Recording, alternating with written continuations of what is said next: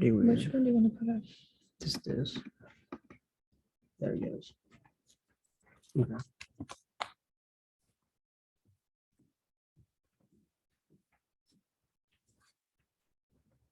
All right, I think we're going to begin. So my name is Ahmad Choudhary. I'm the president of the International Law Society. I'd like to thank everybody for coming and being here for the inaugural Human Fraternity Seminar.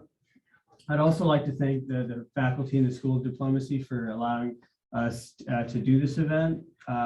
Also want to thank Rebecca Axelson, the Vice President of ILS, for helping out plan this event. And then, of course, the speakers here today. So this event is based off of a document that's titled A Human Fraternity, World Peace and Living Together. And it was formulated in 2019 when His Holiness Pope Francis visited the United Arab Emirates. And the document was created in conjunction with the Grand Imam of Al-Azhar, Ahmad al-Tayyab. The document lays out the need for an interfaith approach at solving global problems of our times. The values that it speaks of goes beyond any one religion, but those that are common amongst all people. Peace and tolerance are a key feature of the document, and those ideas go beyond Christianity or Islam. Now, there are entities like the United Nations that tackle issues in the globe, but the ideas in this document look at everything from a religious framework to resolve these problems. A new feature in this work is the addition of the term fraternity.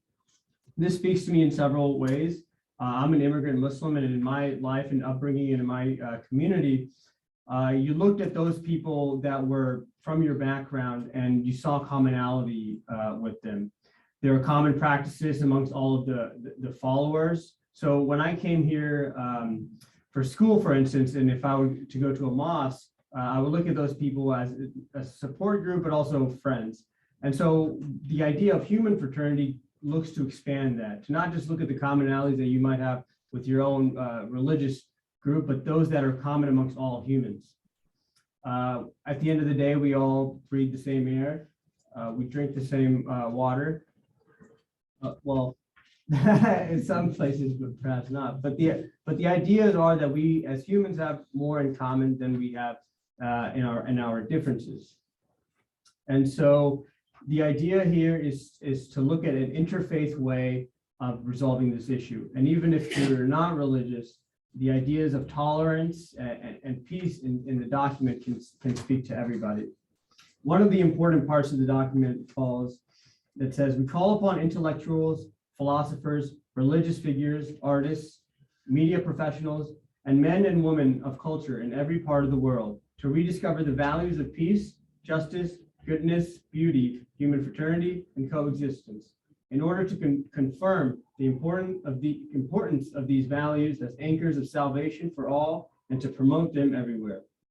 And so we believe that by having an event like this is a concrete implementation of the document just by us speaking on these issues that we're going to be speaking about today from the religious framework. And so to help me moderate, I have Kristine Leonardo. She was the St. John Paul Fellow, and without her help, I don't think the event could have happened. And so next I'll pass it over to her. Thank you. Good evening, everyone. My name is Kristine Leonardo. I'm a graduate student here in the School of Diplomacy and International Relations. I had the privilege of being the St. John Paul II Fellow in fall 2021 at the Holy See Mission with Monsignor Franco. And I have the honor of being a volunteer at Religions for Peace International. And so from growing up in the Philippines to coming here to the United States for university, I became keenly aware of my disadvantages, the disadvantages that I possess as a woman, a person of color, and an immigrant. But more than that, I became even more mindful of the privileges that I was able to enjoy relative to the experiences of millions of other women, people of color, and immigrants. And for many of these people, for many of us, religion, our faith, is our refuge. But as my devout Catholic, and even as my devout Catholic mother always tells me, you can lose everything, but you will never have nothing if you always have your faith. But as we have seen in different parts of the world, religion has become the complete opposite of a safe haven. For Choudhary Ziauddin, practicing her faith meant spending 9 months inside an internment camp for Uyghurs, where she was detained during the day and sexually abused by one or more masked men during the night. Before Maryam Ibrahim was successfully released from prison for being a Sudanese Christian, she was sentenced to death for refusing to recant her faith. Rohima Kadu, a Rohingya Muslim, was living happily in Myanmar until the military came and started setting her house on fire. Unfortunately, her daughter was suffering from malaria at the time and was too weak to flee their house, so the military burned her alive. These are only 3 stories out of millions of what this growing climate of religious intolerance has stripped from people's lives. Millions of others are caught in the intersections of race, religion, class, and the environment, caught in the crossfire of political interests and agendas from Ukraine, Yemen, Lebanon, Syria, Ethiopia, Israel, Palestine, and Myanmar, and even to small developing island states that are at the front lines of the climate crisis. So these are the reasons why we need more than ever to foster human fraternity. The document on human fraternity is not only an unprecedented demonstration of fraternity between Muslims and Christians, it is an appeal for all who believe in God and all who believe in human fraternity, for all of us, to foster a culture of peace and speak and act in defense of the most vulnerable, of those who are forced into or born into the peripheries of society. And that is human fraternity, not for the survival of the fittest, but for all of humanity. And so to kick off our discussion, I would like to introduce our panelists. I have here Monsignor Hilary Franco. He is the advisor of the Permanent Observer Mission of the Holy See to the United Nations. And he specifically asked me to say this. He actually authored a very wonderful book entitled The Six Popes and is actually performing very well on Amazon. Number one on Amazon right now. And I have here Amazon list. And I have here Reverend Masahiro Nemoto. He is now the Deputy Secretary General of Religions for Peace International, and he was the former Secretary General of the Asian Conference for Religions for Peace. So we're looking forward to learning and hearing from both of these panelists. Yeah, so we're gonna have a fireside chat. We've developed some questions to have a 1-hour dialogue. We're about 50 minutes now, and those questions will be the track. But after that, we're going to open it up for questions. And when we do that, if you have any questions, we just ask that you stand up, ask your question, and say what grade you are or where you're from, and ask your question. But I'd like to begin with the first question, and it's open to both of you, and as all of these questions are going to be. So the Declaration of Human Fraternity promoted dialogue among followers of different religions. However, it does not precisely define an implementation mechanism. Instead, it acknowledges the collective responsibility of all stakeholders to foster a culture of peace. In this regard, how has the document of human fraternity been mobilized since its signing in 2019? Please. Okay, thank you very much. The Secretary General of Religion for Peace, Dr. Professor Kalam, makes it clear that the human fraternity, bringing together diverse religious leaders, institutions, communities, and organizations from around the world to foster, as we repeatedly say already, foster a global culture of human fraternity enriched through interreligious dialogue and cooperation for the greater common good, and bringing about lasting peace. This is the key word: lasting harmony and stability. Our Religion for Peace mission is to achieve world peace through multi-religious dialogue and cooperation. It's very simple, but very difficult. Yeah, yes, she recognized Dr. Alam recognized the historical document on this fraternity of humankind, and affirmed that it represents the world's largest religious institutions in the Vatican and as a part, but it is in fact a gift to all humanity, all people of religion and the people without religion. It's a gift from God. The co-architect of the human fraternity document, the Imam al-Azhar, His Eminence, Ahmad el-Tayyib, is on Religion for Peace for World Council members. And we have also many Catholic leaders in our World Council board, cardinals and Monsignor, the bishops. And yes, I think since its founding in 1970, you understand my Japanese English? Okay? Yes.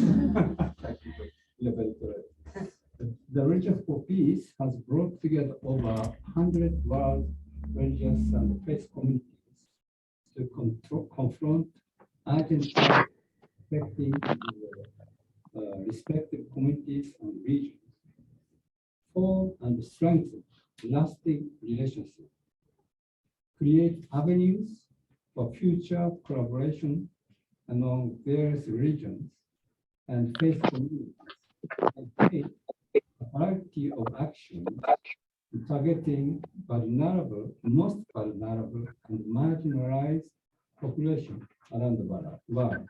We believe the Religion for Peace flagship, we have a flagship project.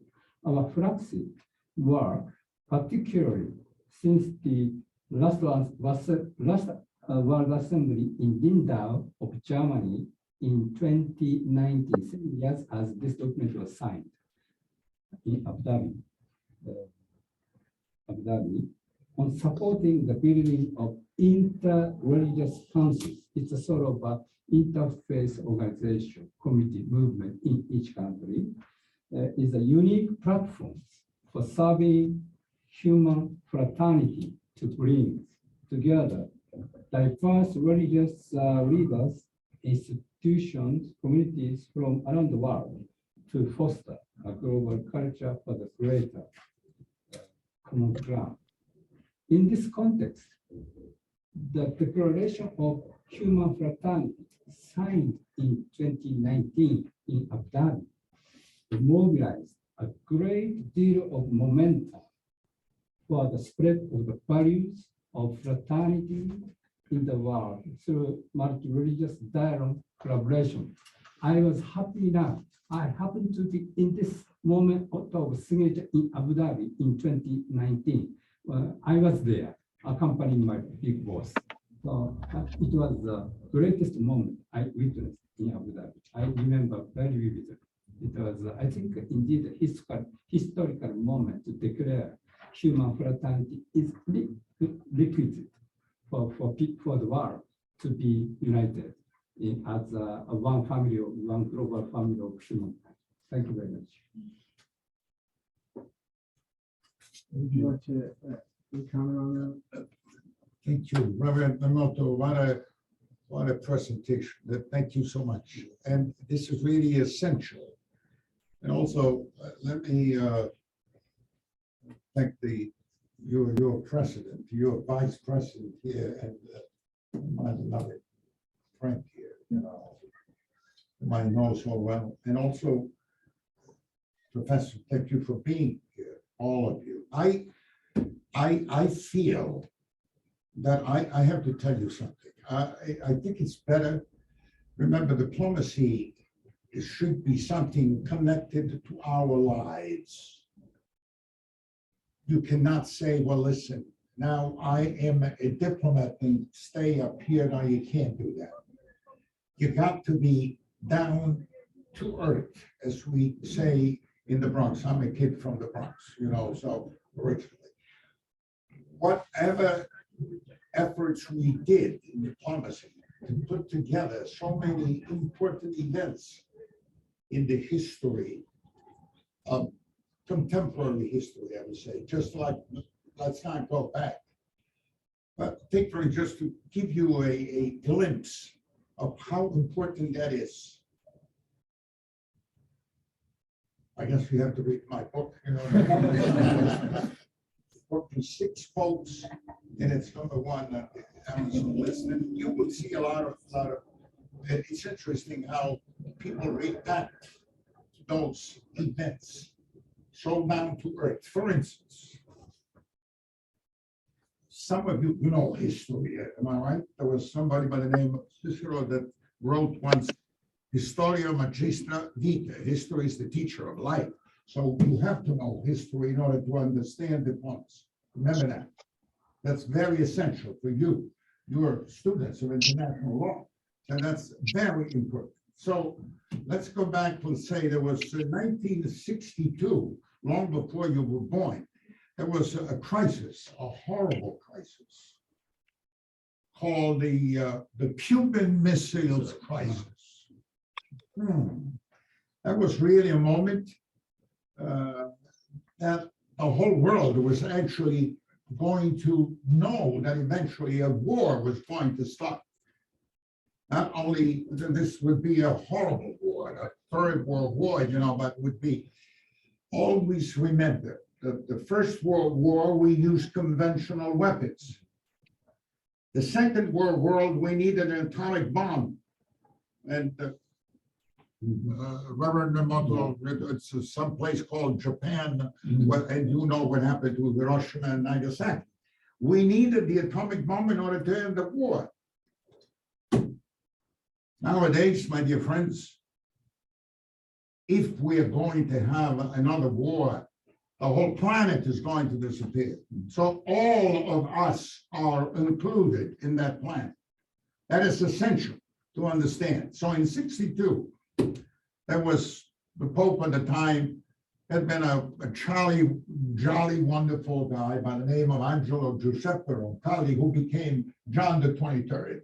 So he realized what it was through our diplomacy at the time, which reminds me, Reverend Nemoto, that when I was a young diplomat in a place called Washington, D.C., as you do know, we have an embassy, 3339 Massachusetts Avenue. The Holy See has an embassy. And I'll never forget, there was at that time President Johnson, who used to say, whenever I would have to take a very important decision, I would always go to the oldest diplomacy in the world, namely the Vatican diplomacy. As you do know, almost 1,700 years of diplomacy. That goes to show you how important it is. What happened? Going back to '62, John the 23rd decided to invite at night. No one knew about it. We call it, in English, we say incognito. Arzubey was the son-in-law of the President Khrushchev at that time. Khrushchev was the Russian leader at the time, all right? So he invited Khrushchev and his wife to come at night.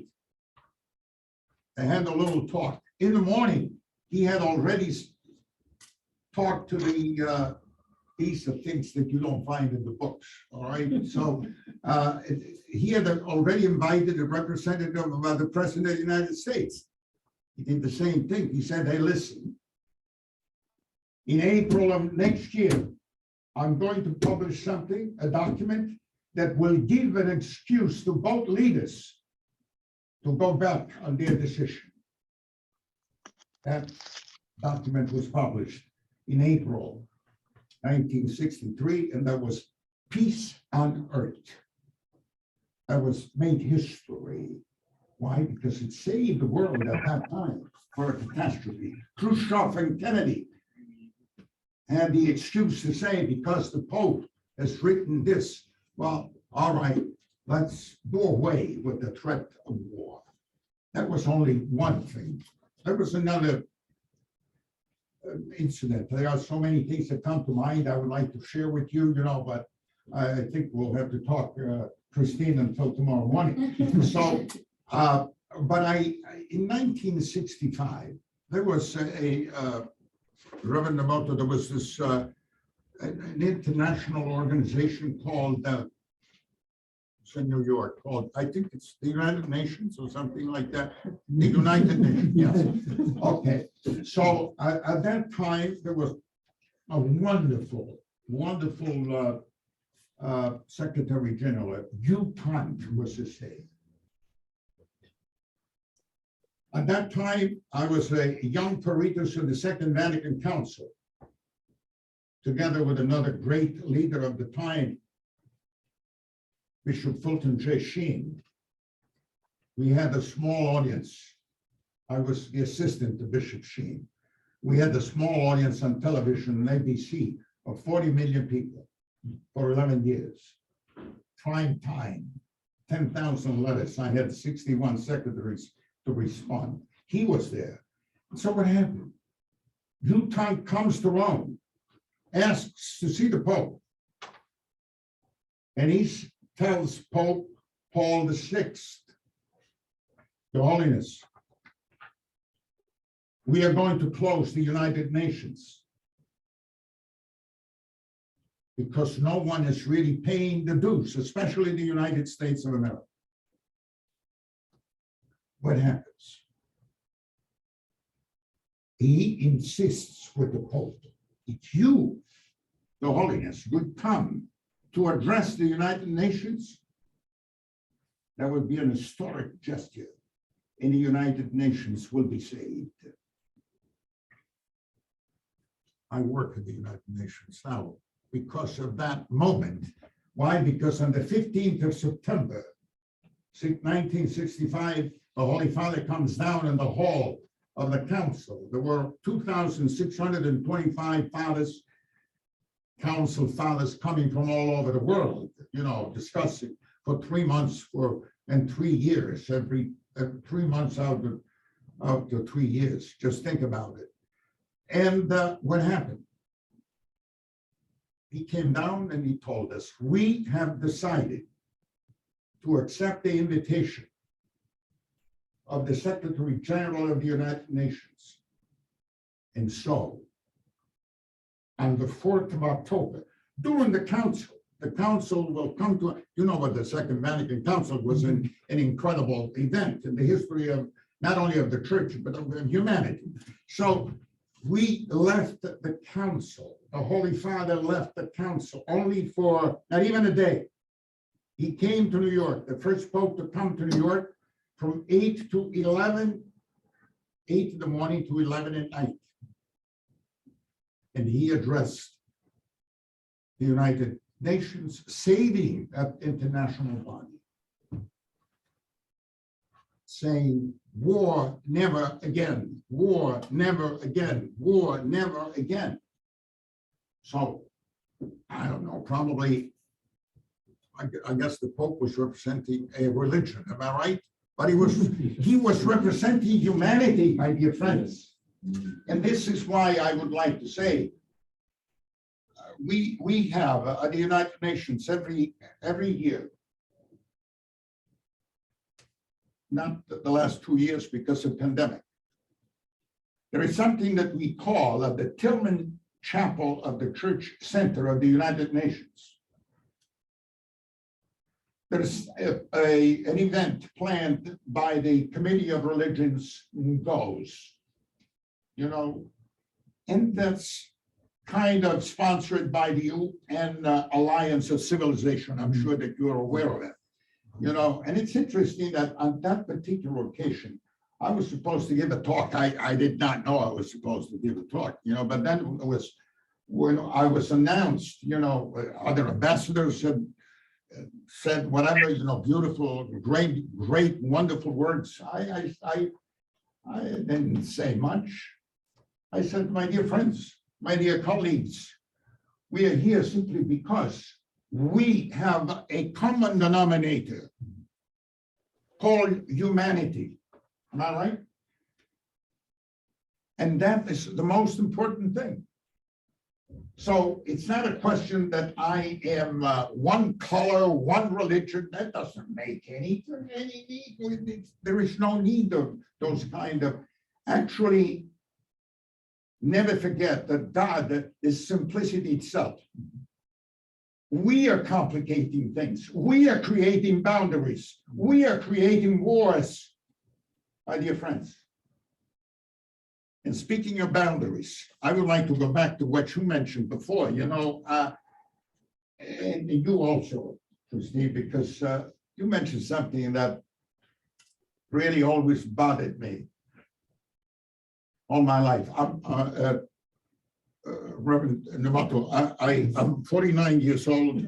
I will be 50 in July. So I guess I'm the youngest, am I right?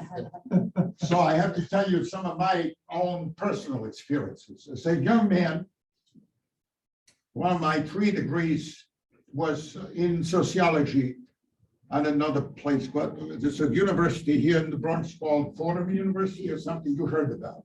Yeah. So that was a great sociology department together with Columbia University sociology department was the best in the world at that time. So I decided to write my dissertation on segregation.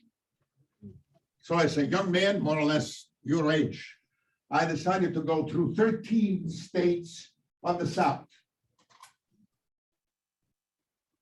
in those days. We are talking about the early 60s. We did not have yet the 1964 Supreme Court declaration. So there was segregation. So much so that at one point, just to mention one of my experiences in those 13 states of the South, not only the segregation of bathrooms and whatever, you know, whatever, you could not find a place where to stay, actually. But really, one of the things that really stuck in my mind, still does. I was in New Orleans, and I wanted a bus. I figured, well, let me take the bus. I had no car at that time, even though I was just ordained, a young priest. I was ordained when I was 22. I was a kid. All right. So, I sat down in the back. And here's the conductor. A.U. I still hear it. I may believe that I was reading a paper, but just like A.U. A.U. So the people said to me, he's talking to you. But the bus would not move. I said, yes, sir. And he looked at me and he said, that's not your place. I said, it's all right. I'm comfortable. Thank you so much. Continue to read the paper. Hey, you. Again, second time, the third time. There was no way that bus could move. So I didn't want him to make him a winner. So I decided to get off the bus. Well, let me tell you, I was young. I still try to walk briskly in Manhattan. At that time, I stopped running. I was a good runner. Why? Because behind me, there were people who were ready to beat me up. What I mean is, in this country, my dear friends, tonight, we are all here. We have different colors. We have accomplished something, but that's not enough. Not only in this country. I have gone all over the world. We have 193 delegations from all over the world. I see them there at the United Nations. I talk, I love them, all of them. Understanding how important it is to be together. Since we have that common denominator called humanity, always young people insist on this. That's diplomacy. That's how we are going to do something about it. So whatever is written in whatever you have beautifully presented also should be confronted with another document that came immediately afterwards.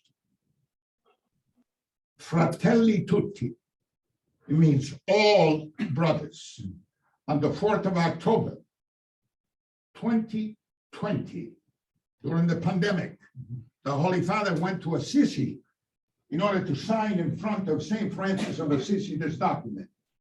And in this document, we have so many things, important things. In chapter 1, we have the presentation of a dark clouds covering the world. I wish you would have time to read it. It's a very important document. Chapter 2 is strangers on the road. When we find strangers on the road and we do something just like the Good Samaritan, we know. The vision of an open world in chapter 3, but especially chapter 7, which is almost the conclusion of this. It's a long document, but it's important that we do so, that we read it and understand. The 6th chapter is also beautiful because it talks about dialogue and friendship. That's what we need today, dialogue. Not because I have this kind of nose, I'm not supposed to talk to someone else who has probably no nose or whatever. It doesn't matter. I have to be as close as possible to all my human fellow members of this great humanity. And that is the most important thing. So we need a renewed encounter. And that is what the Holy Father is telling us. Religion, fraternity, sure, it is essential, but not so much to make a difference in religion. Understanding how important it is. I gotta tell you something. I just got a message from above that they told me that Adam might have had some kind of a special something to cover himself, whatever. But we might have a different way of covering ourselves, but down deep, we're all the same. Am I right? Am I wrong? We might have I don't know what, Versace or whatever, great, whatever. Nowadays, but it comes down to nothing. Francis quotes at the end of this document, the document on human fraternity for world peace and living together. He signed on that particular day with the Grand Imam, of Al-Azhar, but from the milestone of interreligious dialogue, Francis is telling us to accept the appeal that in the name of human fraternity, dialogue, and adopted as the way common cooperation as conduct and mutual knowledge as method and standard that we should use today. My dear friends, it's not a question of history. Again, that guy by the name of Cicero, I love history. And he said that memoria minuitur nisi eam exercias. You know Latin, but I'll translate it for you just the same. Memoria minuitur, memory will diminish unless you exercise it. So memory is essential for us. Let's go back, understand what happened in the past, and using the past, we can make a difference, especially you young people, in diplomacy. I just went through a few episodes in my own life in diplomacy, but what is essential to understand the main concept. We can do wonders if we want to, as long as we understand that we're all human beings, we are connected, and the world can be a better world without wars.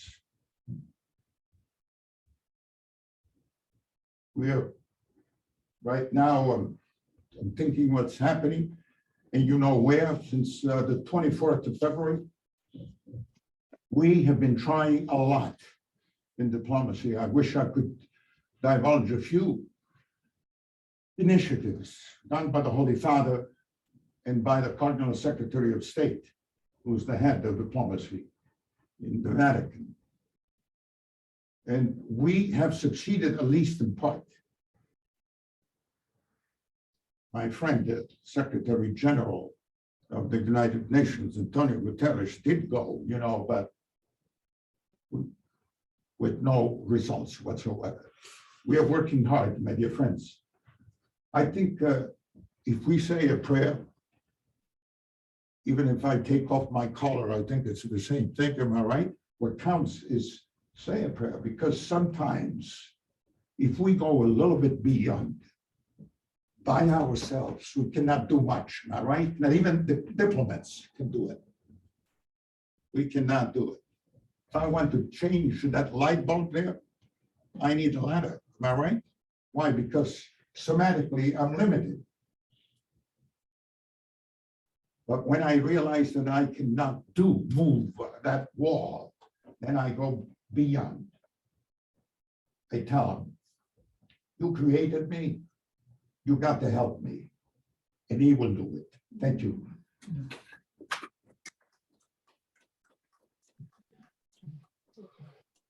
Monsignor, Franco, and Reverend both emphasize the common denominator that is humanity, all of humanity, regardless of differences. So my follow-up question is, how can we make sure that faith-based organizations are sufficiently equipped to mobilize this interfaith joint plan of action to foster a culture of peace and human fraternity among this common denominator? Keep it simple. Okay. First, I'm being overwhelmed by Monsignor Francis and Monsignor Franco. Yeah, very passionate, but energetic, very passionate presentation. Thank you very much. And although this is my first time to see him, but I feel I have known him for long years, because we living in the very similar field. The religion, faith, and fraternity, mercy of God, compassion, so about your question. Okay, mine is very short. So I want to make a balance short, long. I think it's a good balance. I think. Certainly, there may be differences in the abilities of religious institutions, organizations. As a religious community and movement, we believe that our most important mission is to realize fraternity and neighborliness, practice loving neighbors. As far as neighbor is concerned, I believe there is a neighbors live very close to us, but there are also neighbors who live far away from us, but they are both neighbors. For me, people living in Ethiopia is my neighbor. People living in Tokyo is my neighbor. Right. Everyone is neighbor, as you Monsignor said. But anyway, and that all beings are children of God. Well, for me, children of Buddha. God, Buddha means same, just a different expression, different color of clothing. Yeah. And the most important, everyone's lives are equally dignified. Equal dignity of all life is very important. Everyone now shouting the dignity of life. But we tend to lack the very important key words of equal dignity. That's why we tend to insist that our life, I have a dignity of life, more dignity than yours. No, dignity is equal. So equal dignity of life is very important key word in the past as well as in the future. And that we must realize. So we must realize fraternity or neighborhood in this world. As long as we deeply aware of this mission, this is a mission of the people of religion. Exactly. Yeah, mission to spread the to spread the truth of God, ultimate message of God or Buddha. So this mission and live our lives with unlimited effort, we will be able to maximize our respective abilities and reach our goal of interfaith harmony and foster a culture of peace across the globe together. So we should live our lives wholeheartedly for not only ourselves, but for others. In this regard, you and me are in the sameness, oneness. You are I, and I are you. This is the ultimate message of God, I believe, Monsignor. Yeah. So I think, so this is my simple but answer to your question. I would like, that's so beautiful. That's really the core of the matter. But I know what you're aiming at, because in your questions that I read, there is always one word which I love. Reverend Nemoto at the United Nations, some of my colleagues call me Monsignor the concrete. I'm always insisting on being concrete. Concrete means doing what you promise. It is essential. Right now, my dear friends, we have in the entire world 29 wars raging. We are talking about Ukraine because now it's fashionable to talk about Ukraine. But how about Yemen? How about the Congo? How about the Central African Republic? How about Sudan, South Sudan? You know, how about Cameroon yesterday, the day before yesterday?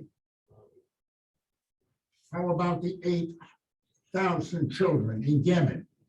You know, no one is talking about this. No, we can't do that. We cannot. We are humanity. We should really be interested in doing something, not quietly. We are doing so much, and that's wonderful. Talking about Syria, talking about, you know, was fashionable for many years to talk about Syria, just like it was, we remember Bosnia, you know, at that time was supposed for 5 years, we had to talk about Bosnia, you know, but now it's essential that we talk about all these wars, all these atrocities being done. So we've got to be concrete. Now, there is an international organization called the United Nations. Allow me sometimes to be frustrated. 77 years. No comment. I mean, but the facts. Before he became Secretary General, one day, and actually at the beginning of his first term, I said to Antonio Guterres, who's from from Portugal, I said, you should take as your program something that's written in 1231 by a great mind. His name was Anthony of Padua. He stopped me immediately and he said, Monsignor, that's your great mistake, because he was Anthony of Lisbon, because he was born in Lisbon. I said, whatever. I said, it's not important. But he wrote, actions speak louder than words. Let your words teach and your actions speak. Well, man, he has been trying to do that the last almost 8 years, 7.5 years. It's not easy. You know why? To put together, you know, some different cultures, different, but we do not do so, you know why? Simply because we are not going back to that point which we made at the beginning, understanding that we are all human beings and we need to be helped because we have that common denominator called humanity. Without understanding that, We are not going to go anywhere. We are continuing to have wars because we don't care about the other, as you were saying, I, and you, all of us. If we get together, my dear friends, we can do wonders. Religion, cultures, races, it doesn't make any difference. I mean, Buddha, that, whatever, we can do anything. Anything can be done with willingness to help each other as human beings. Did I answer your question? Yeah, so my question has, you touched upon Ukraine.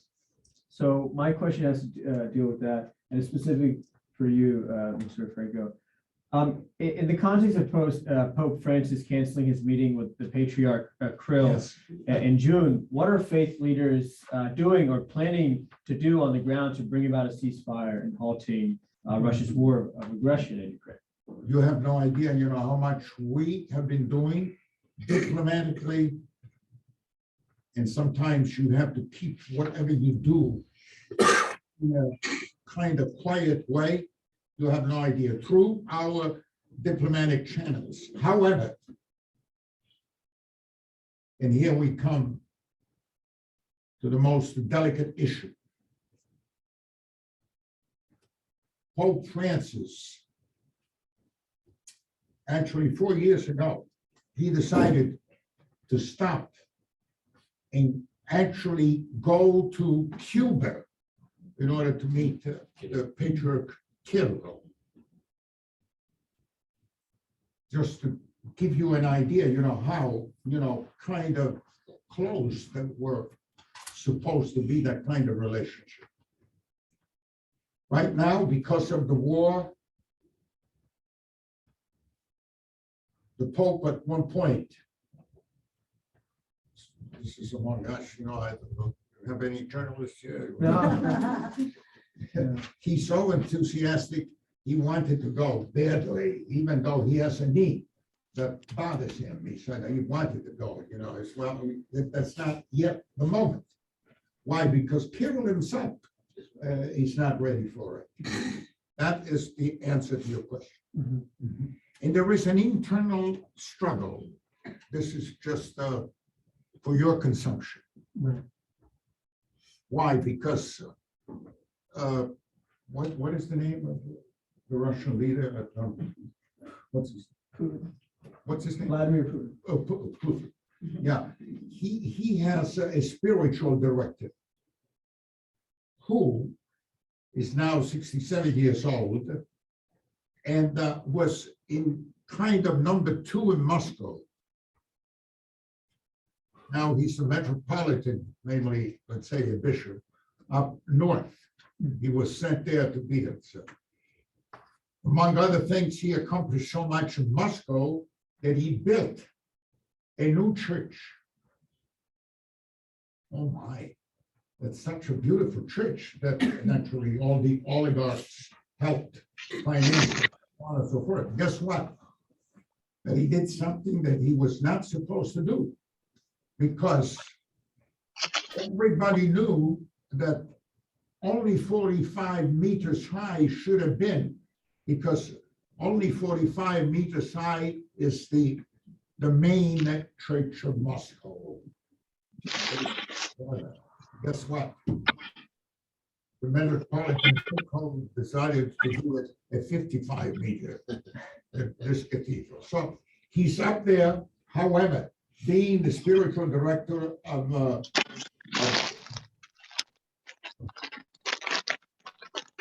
would like him to take the place of so there is this human approach that is not really well known. And the patriarch is 75, I think, or 76 years old. And he would like to remain as patriarch, but Putin would like his friend to become the patriarch. So he would be a tool in his hand. And that is the reason why the Pope was willing to do it, you know, to do anything at all. If you read yesterday, a beautiful intervention done by Cardinal Pietro Parolin, who's the head of the diplomacy in the Vatican, the Secretary of State. He said exactly this: we are ready to do anything. Actually, anything means exactly that. We always did, and as Vatican. So we are always ready to do it. Meeting, but this is my own personal opinion. Certainly, I did not like the fact that Kirill is blessing the weapons that eventually will mean destruction to another. Could be Ukraine, could be Syria, could be anything. We don't bless in the name of God, that we do not bless weapons. Yeah. Okay. About this is a very important question. Why religious people are doing? You know, in case of the religion for peace, there is no journalist here. Okay, I share with you our plan. At the beginning, in March, at the beginning of March, or at the end of February, Religion for Peace initially discussed the possibility of dispatching, sending a small delegation, multi-religious delegation to Moscow to make a request to meet with Patriarch Hilary for immediate ceasefire at our World Council meeting. But the meeting was cancelled, unfortunately, cancelled due to several reasons. After that, we sought to organize a round table of religious leaders in neighboring countries. If we hold this sort of neighboring round table, multi-religious dialogue in neighboring countries, the Russian Orthodox as well as Ukrainian Orthodox may be able to join. So we had a plan.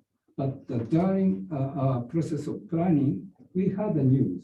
His Holiness Pope Francis has a similar intention, a similar plan to hold round table, multi-religious dialogue in neighboring countries. So upon hearing His Holiness' idea, Religion for Peace decided, okay, we don't have to compete. So we just support His Holiness Pope Francis' idea. So we are still waiting, but at the same time,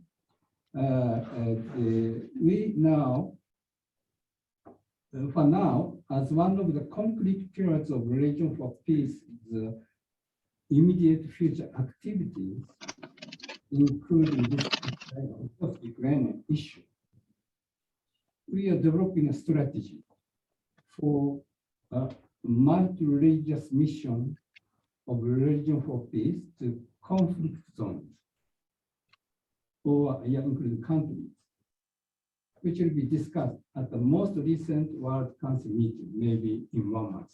We already drafted this multi-religious mission to the affected areas. And over there, so there are three pillars of this multi-religious mission. One is to pray on the ground, pray together with people over there, including religious leaders. Hello. Myanmar issues, Ethiopia, shouldn't forget all these affected countries. And then second is, one is pray on the ground. Second is, as much as possible, we implement a concrete humanitarian relief activities. If we go there, we visit maybe a camps, do whatever we do. And the third one is run every dialogue among the parties involved, including UN and policymakers. We are now developing this strategy. And then we would like to implement these activities not only on ad hoc basis, but as a need long-term learning activities. So from now onwards, the Region for Peace also focusing upon sending the television over. Because as Monsignor said, we have to show it in our action, not only our prayer, not our words, but we have to show in action. Action requires risk-taking. Without taking risk, we cannot fulfill mission ready. So that's why we are now trying to realize. And also we are now contacting some of the leaders of Orthodox churches and Catholic Church in Ukraine. And then to implement this religious humanitarian action, we have a very positive response from Ukrainian Orthodox Church and Catholic Church. And we will discuss very soon. And then through this way, first of all, we should need to show our solidarity that we are the same human family. You are not Ukrainian, we are not American, Japanese, we are the family of humanity. That's right. So this means solidarity. I think through this way, I think we can share the value, multi-religious value added for the fraternity and one family. So this is exactly what we are thinking. And as soon as possible, we want to establish this strategy and we start sending what we are going to show our oneness because they are my family members. My family members are crying every day. Look at the TV news. The mother, the child was killed by arm. So it's not their problem, it's our problem. We cannot just overlook. So this is this is what we should do. Thank you. So we're running low on time and we want to get everyone home. So we're going to have Kristine ask one more question before we get to the. May I, Yeah. Mr. President, I would like, I hate monologues, whatever, but we have a great audience here. Probably they want to ask. Yeah, that's what I'm saying. Yeah, no, I'm So saying. we can open the floor to Yeah. a few questions if anyone has them. Probably you want to sleep, while we were talking. You have a question, so we would like, am I right? I don't know. No, I was going to say she's going to ask one final one, Okay, yeah. and then we can open it up to the audience members. We can ask one final one, Monsignor. Okay, so this kind of strays from the topic that we are talking about, but in the context of discrimination and exclusion of women, both within and outside of religious institutions, how can we ensure that efforts to mobilize this interfaith joint plan of action for human fraternity enables and promotes the full, equal, and meaningful contributions and leadership of women? Well, I have to tell you something that Pope Francis, by the way, I was with him on April 13th, so it's kind of yesterday, whatever. So we were together, and discussing a few things, and one of the things that really mentioned was exactly this. How do you like the fact that I have insisted on putting so many women in charge of important dicasteries in the Vatican? He did it, and we did. This is what you call equality.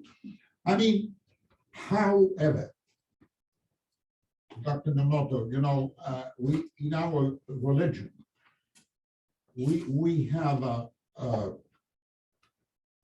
call it devotion. We call it devotion to a wonderful lady. Now, according to our religion, this is the highest human being that we could think of, the highest, because we consider Jesus to be God Almighty. I mean, the Trinity, so whatever, and so he's man, but God at the same time, okay?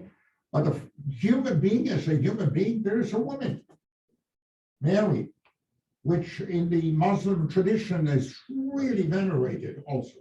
I have been in Muslim countries and they're venerated. I mean, so we have the highest, but the Pope Francis always insisting on this. Here we have, he had actually concretely, done this tremendous change. Some of the most, we men are on the side, so that's the quality that you were mentioning, if I understood your question right.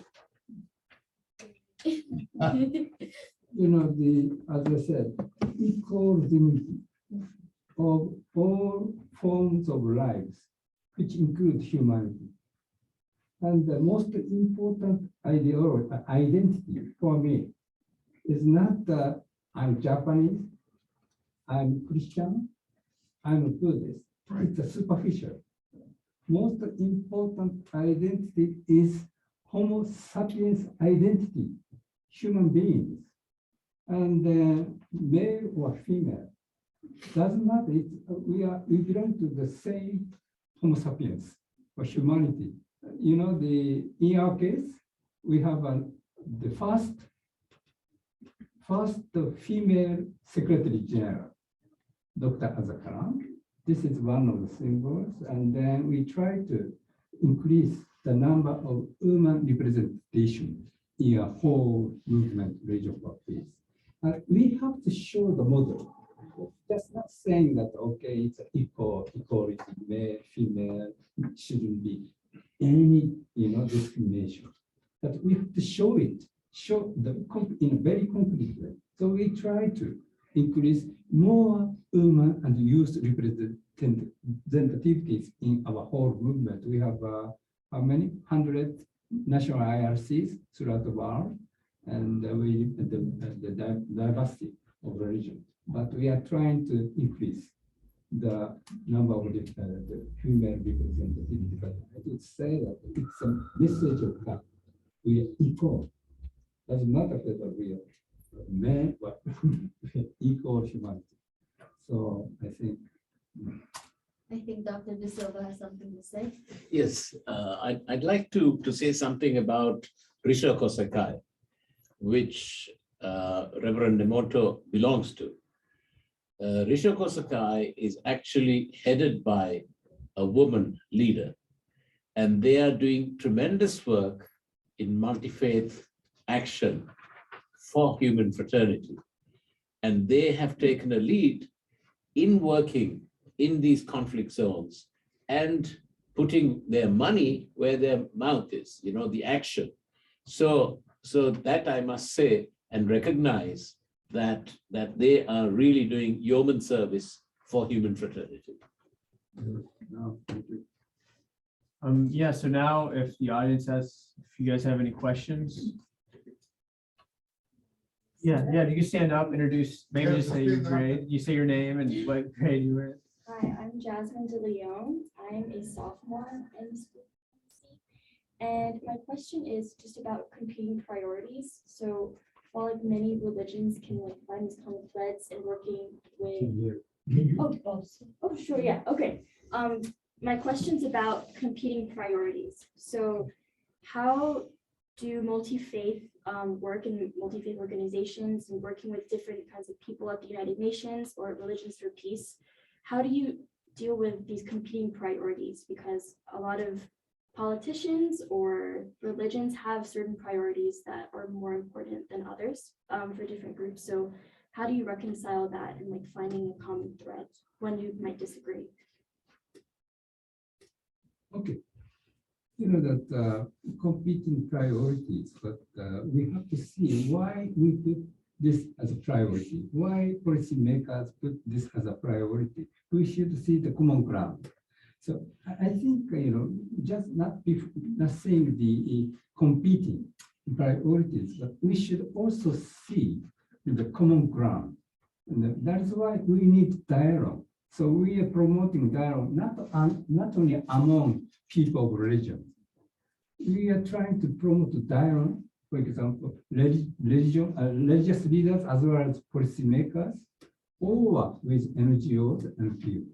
intersectoral dialogue. Through this intensive dialogue, we gradually understand what you put this as a priority, what we put as a priority. Through dialogue, I think attitude is necessary for mutual learning, not insisting our idea, not insisting our value to others. It looks like a dialogue, it's a monologue, exchange of monologue. We have to avoid by not pretend we are doing dialogue. Instead of dialogue, we are doing just exchanging monologue. So that's why we put a strong emphasis of dialogue for mutual understanding. If we reach a certain level of mutual understanding, we may overcome, as you said, it's a very important question, that we can avoid competing values, competing priorities, because we gradually get to understand why you put priority. So I think one of the very complete way is to have a regular, in-depth dialogue with the people with different realms, different work, different fields. Yeah. I would like to add something. You mentioned something which is really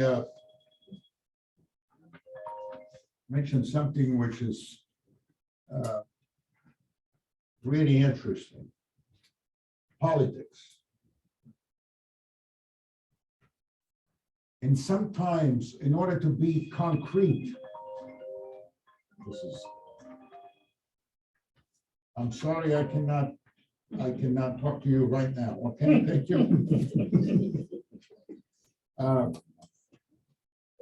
Politics is something that is important, for running the show, running humanity and whatever.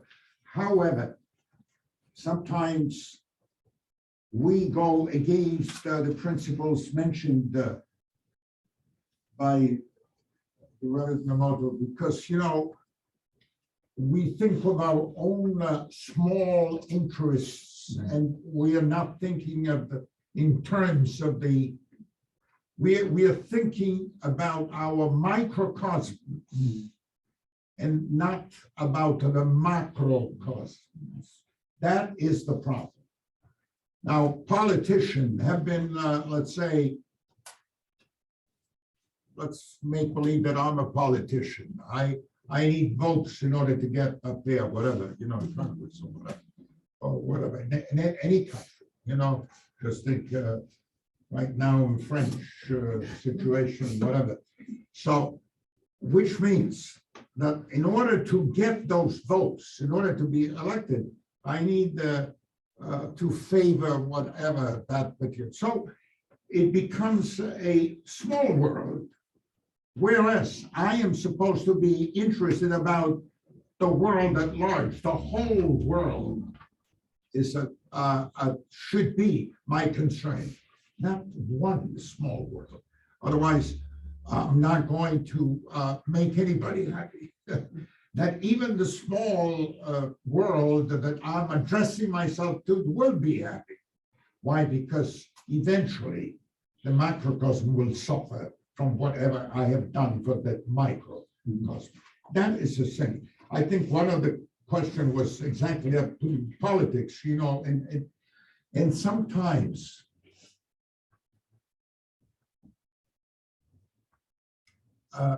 I always think if I can say it or if I cannot say it, whatever I'm going to say. Please But say it. I'm with you. But I remember in the past, without mentioning names,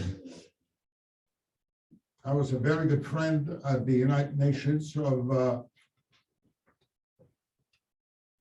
the Commissioner for Refugees. Okay? So one day in our conversation, talking about so many other things, he said, Monsignor, you know how much is the budget? And if I remember correctly, that budget at that time was $9 billion. And I said, I'm sure that you do a wonderful job. Guess what? He said, Monsignor, we cannot do much because in every country you have politicians. We are not really, we are limited in what we are doing simply because politicians would not allow us, to do what we would like. That goes to show you. See, you all will become probably presidents in your countries, wherever you are coming from or whatever. But always think in terms of the people that you are serving. The people. My father always impressed me. He was a socialist of the old, whatever, and the old guy. And he used to impress me. Remember, you always think of the people, the people. That's why I became a priest. I was doing something else on a place called Broadway. That was a long time ago. I felt that I had to serve the people. Then they called me diplomacy, whatever, but I tried my best. I think, did I mention something that was interested in what you were saying? Any other questions? No.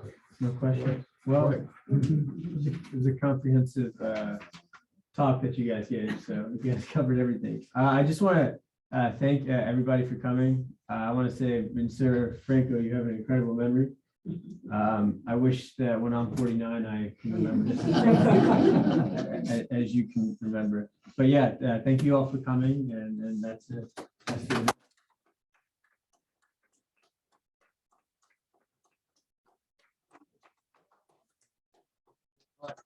Wonderful to see you. Okay.